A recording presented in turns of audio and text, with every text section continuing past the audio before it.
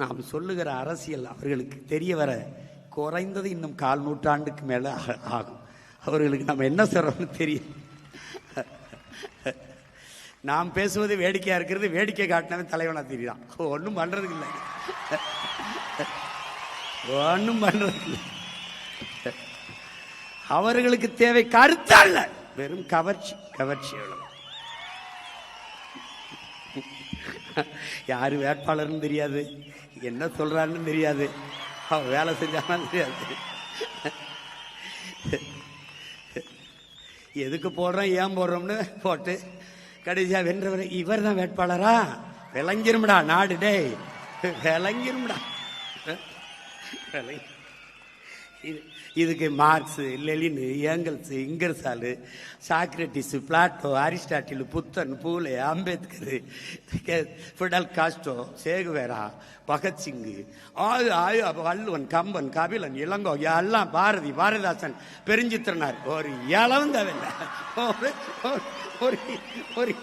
ஒரு இளவும் தேவையில்லை, ஒரு இளவும் தேவையில்லை, ஒரே இளவும் தேவையில்லை. ஆனாலும் ஒரு உயர்ந்த நோக்கத்தை கொண்டு அதை நிறைவேற்றுவதற்காக தொடர்ந்து தொடர்ந்து செயல்படுகிற முயற்சி தான் வரலாற்றில் பிற்காலத்தில் வருகிற மக்கள் படிக்கிற வரலாறாக மாறுகிறது என்கிறான் மாமேதை மார்க்ஸ்.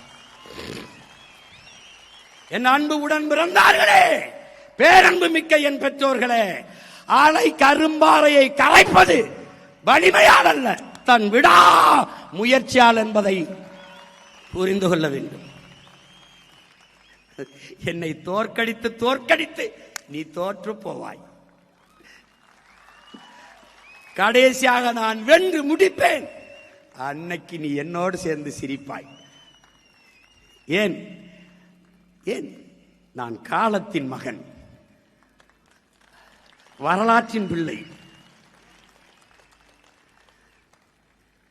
சிதைந்து அழிந்து கொண்டிருக்கிற தமிழ் தேசிய மக்கள் பாதுகாப்பாக வாழ்வதற்கு போராடித்தான் ஆக வேண்டும் என்ற நிலைக்கு தள்ளப்பட்டு விட்டார்கள்.